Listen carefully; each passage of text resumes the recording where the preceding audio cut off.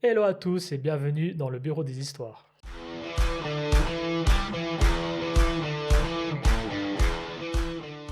Oui, notre nouveau concept, exclusif YouTube. On s'est rendu compte qu'on adorait regarder plein de contenus, moi pas mal d'histoires de crimes, mais aussi des histoires de fantômes et des histoires Reddit. Et on s'est dit pourquoi pas en fait explorer aussi tout ça, vu qu'on adore les regarder, pourquoi pas les faire. Exactement. Je propose qu'on commence. Oui, on va commencer directement et on espère que ce nouveau concept vous plaira. Du coup, je vais starter avec ma première histoire. Haha. C'est moi le problème de ne pas offrir de cadeau d'anniversaire à mon copain. Oui. J'étais sûre. Le monsieur est très cadeau quand même. Voilà, à moi. Ok, contexte. Mon copain, 33 ans, et moi, 25 ans, sommes ensemble depuis 8 mois. Je poursuis mes études et je travaille en parallèle pour obtenir mon troisième diplôme. Autant dire que je suis complètement fauchée et je fais attention aux moindres centimes. Lui, de son côté, a une situation professionnelle stable et un bon revenu disponible. Donc, on n'a pas du tout les mêmes habitudes en matière de dépenses. Nos finances sont totalement séparées. Au bout de 8 mois, ça me paraît plutôt logique. Elle est étudiante, c'est ça, hein? Elle est étudiante, ouais. Elle Ok. finit son troisième diplôme. Donc ça veut dire qu'elle en a acheté deux avant. Donc Ouais. oui. La semaine dernière, c'était son anniversaire. Mais je lui ai pas offert de cadeau physique. Tout simplement parce que tout ce qu'il désire ou dont il aurait réellement besoin dépasse largement mon budget. À la place, je me suis réveillée très tôt pour lui préparer un gros petit déjeuner spécial. Pain perdu, œufs, bacon, café. Pas Ça, mal. c'est plutôt un bon programme. Que je lui ai servi au lit. Il est du genre à travailler même le jour de son anniversaire, donc je lui ai aussi préparé un déjeuner à emporter bien soigné. Sandwich au poulet grillé avec pesto, mozzarella, légumes, tout ce qu'il aime, avec du riz en accompagnement. Pendant qu'il était au travail, j'ai nettoyé tout son appartement, balayé, dépoussiéré, lavé les sols, rangé, organisé. Ensuite, j'ai cuisiné son plat préféré, des penne à la vodka. J'ai jamais entendu parler. Moi, je crois que j'ai déjà entendu parler. C'est vrai? J'ai jamais goûté, mais Hop, à tester. à tester. Et j'ai organisé une soirée film avec ses films préférés. Quand il est rentré, je lui ai donné une carte d'anniversaire écrite à la main avant qu'on passe à table et qu'on regarde des films. En plus de ça, j'avais aussi organisé une fête surprise pour le week-end suivant avec ses amis, sa famille, et j'ai aussi tout nettoyé après. Je pensais vraiment qu'il allait passer un super moment. Mais hier, il m'a avoué qu'il était déçu et qu'il s'était senti pas important parce que je lui avais pas offert de vrais cadeaux. Je lui ai rappelé ma situation financière, il m'a répondu que c'était pas une question de prix, mais plutôt du geste en lui-même, et que même un petit cadeau aurait suffi. Je lui ai demandé si tout ce que j'avais fait ne comptait pas comme un geste, et il m'a dit que c'était pas la question. Résultat, on est tous les deux un peu vexés, et je sais plus trop quoi penser. Est-ce que j'ai vraiment mal agi en ne lui offrant pas de cadeau matériel? Bah oui. Sérieux? Oui, parce que comme il l'a dit dans l'histoire, c'est pas le coût du cadeau. Elle a fait beaucoup de choses, c'est sympa, mais bon, c'est tout à fait normal, hein. C'est l'anniversaire du type. Mais derrière, en fait, elle aurait pu faire un coloriage, elle aurait pu mettre une petite lettre, elle Mais elle aurait lui a fait pu... une carte personnalisée. Ah, c'est parce qu'il y avait trop de trucs, j'ai pas tout capté. Si, elle lui a fait une carte à la main Ah, et elle a fait tout. une carte. Ok. Elle organise un anniversaire surprise sur le week-end d'après. Ouais, mais même la carte, je pense que c'est pas assez. Je pense qu'elle aurait pu prendre une photo, mettre dans un cadre. Un truc tout bête. Mais pour moi, je comprends le mec. C'est vrai? Ouais. Après, peut-être que j'aurais pas été non plus autant que lui à dire, ah, t'aurais quand même pu me mettre un petit cadeau. Ouais. Quoique, peut-être que oui. Oui, je crois que oui. Je crois que oui en soi. Edit. Peut-être que ça va aider un peu.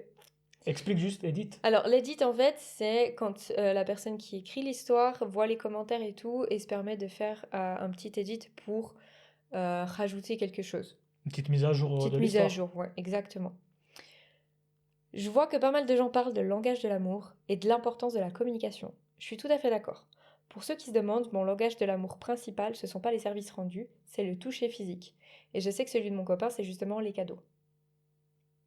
C'est pour ça que je pensais qu'une carte faite main, accompagnée de tout ce que j'avais fait pour lui, suffirait.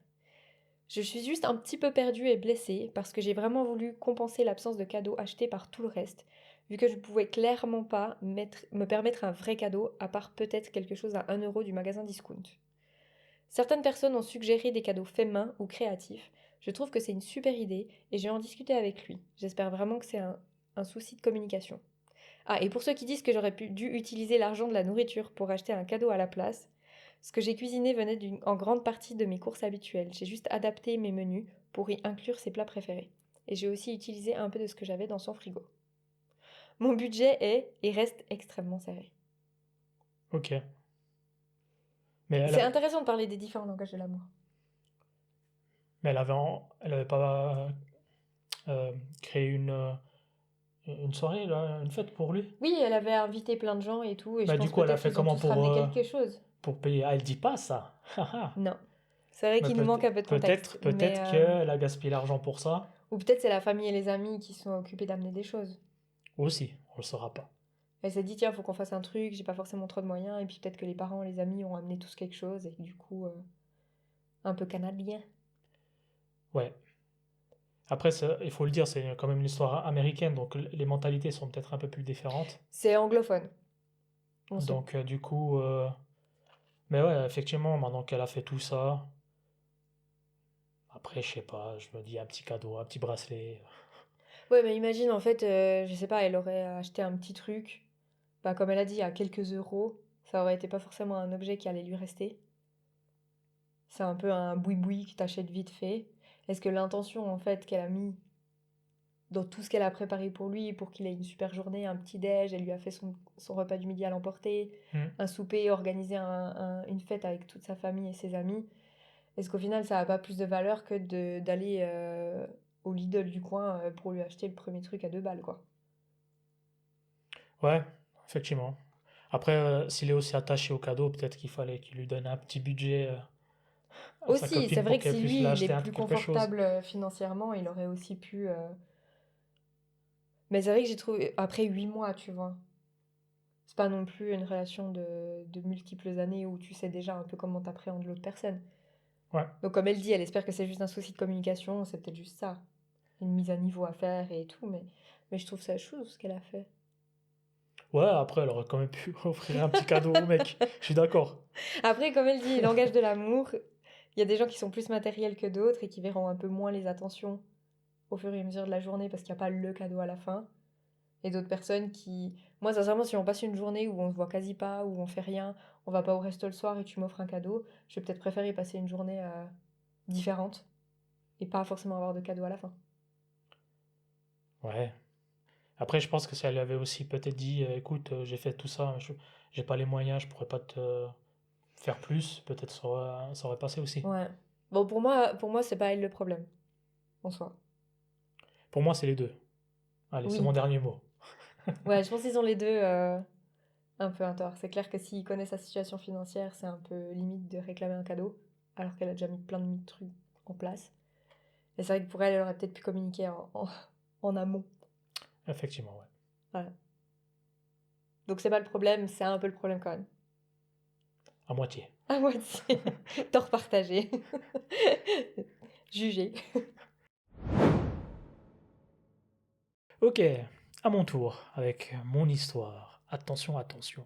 C'est moi le problème parce que j'ai refusé de prêter ma maison pour la lune de miel de ma sœur. Je sais pas.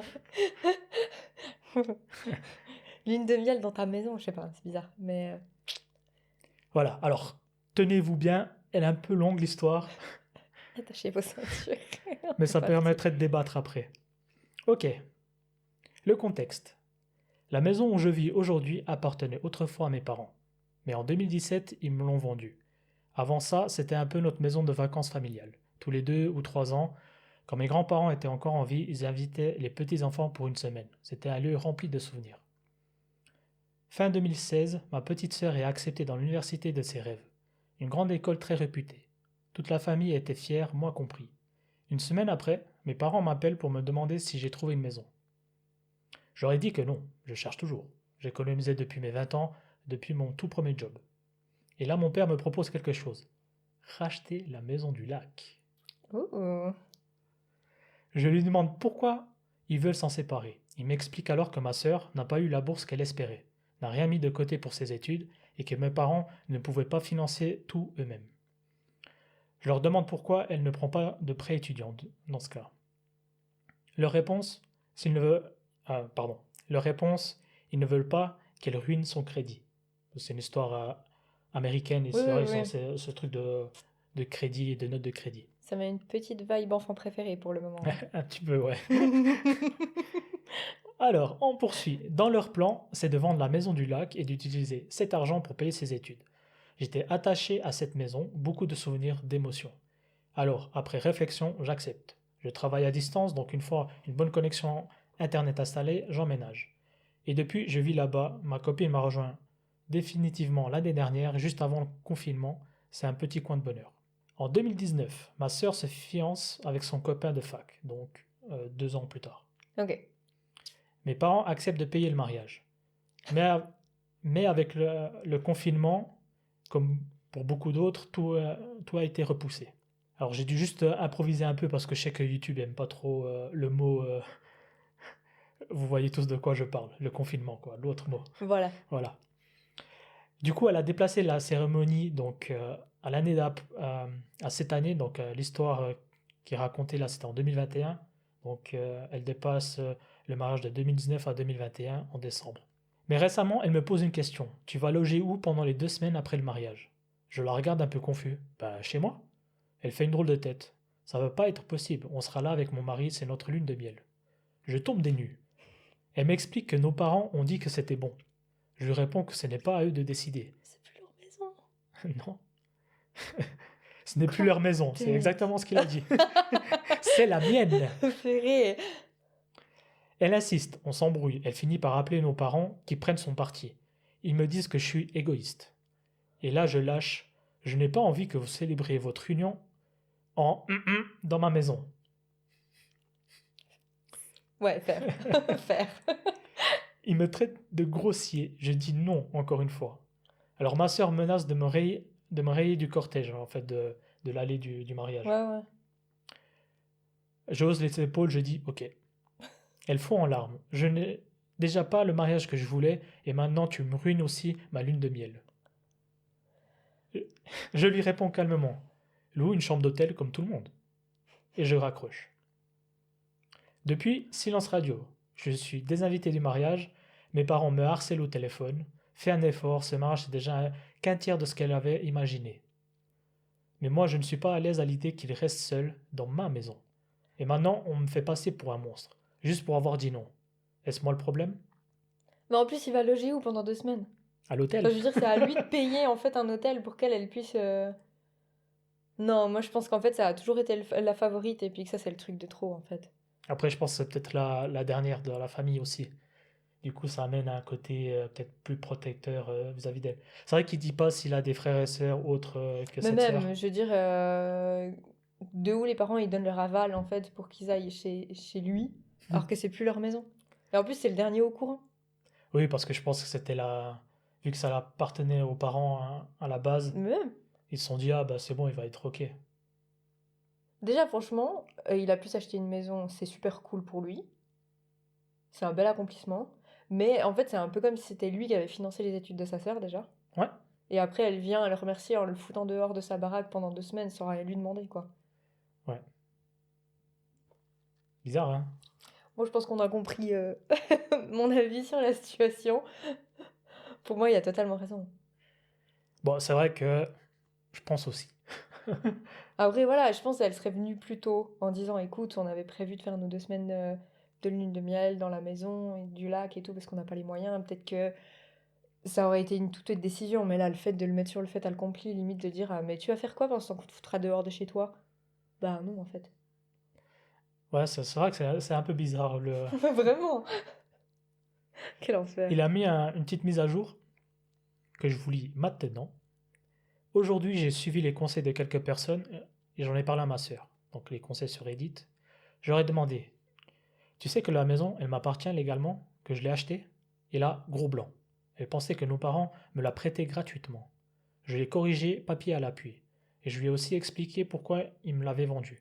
Pour financer ses études et son mode de vie, qui plus est. Ouais, son mode de vie.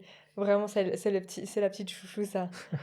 Purée, c'est Elle est fou. restée très silencieuse, on a raccroché peu après. Aucune idée de ce qui va se passer maintenant. Depuis, plus de nouvelles de la sœur. Moi, si on me ferait, franchement, à ce point-là, si on me mettrait à ce point-là la pression, Ouais, je la laisserais venir. et j'appellerai les flics. Je la ferai arrêter pour violation de domicile. Ah ouais, c'est qu'en plus là-bas, ils rigolent pas avec ça. Ah non. Pire, tu lui dis, ah ouais, viens, elle vient, tu lui tires dessus. Aux États-Unis, tu peux plus. Oh mon Dieu, quelle horreur. C'est horrible, tu peux pas dire ça. Pourquoi je peux pas dire Ça ça? va être censuré. Hein? Ça va être censuré. Ben non, elle lui tire dessus. C'est tout. Oui. C'est protection Avec un de. pistolet à eau. Oui. Ok, d'accord. Je préfère mon idée. Ok. Donc non, pour moi, c'est pas lui le problème, du tout. Le problème, c'est les parents, en premier lieu, qui ont tout laissé passer, et puis maintenant, elle pense que ça lui est tellement dû qu'elle pense même pas à demander la permission, à rien du tout. Ouais. Et les parents lui ont certainement pas dit que la maison leur appartenait plus, visiblement, vu qu'elle n'était pas au courant. Ouais. Donc, pour moi, le plus gros problème, à mon avis, c'est les parents. Ouais, je pense qu'ils l'ont pas dit non plus pour pas qu'elle se fâche de savoir que c'était le frère qui avait la maison. Qui et avait pas la elle. maison, et pas elle, et machin, et trucs, parce que visiblement, si elle pète une crise, ils vont tous aider. Donc, ouais, non, pour moi, c'est les parents le problème. Ok. Donc, c'est les parents. Ouais, c'est pas lui le problème. C'est pas lui. No, no, no. C'est pas toi, Roger. James. Ah ouais, on a carrément différents noms. Roger. Waouh. Toi, t'as vraiment pris la température américaine, tu vois. Moi, je suis toujours en Suisse, là. Roger. Eh, Roger. Jean-Pierre. Non, pour moi, je peux trancher très facilement. C'est pas lui le problème. Et voilà, on arrive au bout de notre premier épisode du Bureau des Histoires. J'espère que ça vous aura plu. Mhm. On essaye de garder un peu plus court ces épisodes que nos podcasts habituels qui durent plus d'une heure. Donc voilà, on espère que ça vous plaira. N'hésitez pas à venir en commentaire, nous donner vos avis sur ces histoires. Qui est le problème et ce que vous en pensez. Et puis si vous avez des petites histoires comme ça à nous raconter, nous on est friands de donner notre avis. Ouais, donc n'hésitez vraiment pas à partager vos opinions, vos histoires, comme l'a dit Marjorie. Et puis on vous revoit très bientôt pour l'épisode 2. Et comme on dit chez nous, Bye bye. bye!